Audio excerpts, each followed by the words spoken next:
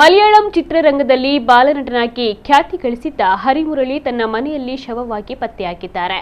ಅವರಿಗೆ 27 ವರ್ಷ ವಯಸ್ಸಾಗಿತ್ತು. ಕೇರಳದ ಪಯ್ಯನ್ನೂರಿನ ನಿವಾಸದಲ್ಲಿ ಹರಿಮುರಳಿ ಶವ ಪತ್ತೆಯಾಗಿದೆ. ಸಾವಿಗೆ ನಿಖರವಾದ ಕಾರಣ ತಿಳಿದು ಬಂದಿಲ್ಲ. ಪ್ರಕರಣ ದಾಖಲಿಸಿಕೊಂಡಿರುವ ಪೊಲೀಸರು ತನಿಖೆಯನ್ನು ನಡೆಸ್ತಾ ಇದ್ದಾರೆ. ಹರಿಮುರಳಿ 2004ರಲ್ಲಿ ಲಾಲ್ ಜೋಸ್ ನಿರ್ದೇಶನದ ಹಾಗೂ ದಿಲೀಪ್ ಅಭಿನಯದ ಮಲಯಾಳಂ ಚಿತ್ರ ರಸಿಕನ್ ಮೂಲಕ ಚಿತ್ರರಂಗಕ್ಕೆ ಎಂಟ್ರಿ ಕೊಟ್ಟಿದ್ರು. ಬಳಿಕ ಅಣ್ಣನ್ ತಂಬಿ, ಮದಂಪಿ, ಡಾನ್ ಸೇರಿದಂತೆ ಸುಮಾರು 50ಕ್ಕೂ ಹೆಚ್ಚು ಸಿನಿಮಾಗಳಲ್ಲಿ ಬಾಲನಟನಾಗಿ ಅಭಿನಯಿಸಿ ಖ್ಯಾತರಾಗಿದ್ರು. ಬಳಿಕ ಶಿಕ್ಷಣವನ್ನ ಮುಂದುವರಿಸುವ ಸಲುವಾಗಿ ಕೆಲವು ವರ್ಷ ನಟನೆಯಿಂದ ದೂರ ಉಳಿದಿದ್ರು. ನಂತರ ಪೃಥ್ವಿರಾಜ್ ಸುಕುಮಾರನ್ ಅಭಿನಯದ ಅಮರ್ ಅಕ್ಬರ್ ಆಂಟನಿ ಚಿತ್ರದಲ್ಲಿ ಕಿರಿಯ ಸಹೋದರನ ಪಾತ್ರದ ಮೂಲಕ ಚಿತ್ರರಂಗಕ್ಕೆ ಕಮ್ಬ್ಯಾಕ್ ಮಾಡಿದ್ರು. ಅಲ್ಲದೆ ಹರಿಮುರಳಿ ವಿಎಫ್ಎಕ್ಸ್ ಆರ್ಟಿಸ್ಟ್ ಆಗಿಯೂ ಕೂಡ ಚಿತ್ರರಂಗದಲ್ಲಿ ತೊಡಗಿಕೊಂಡಿದ್ರು.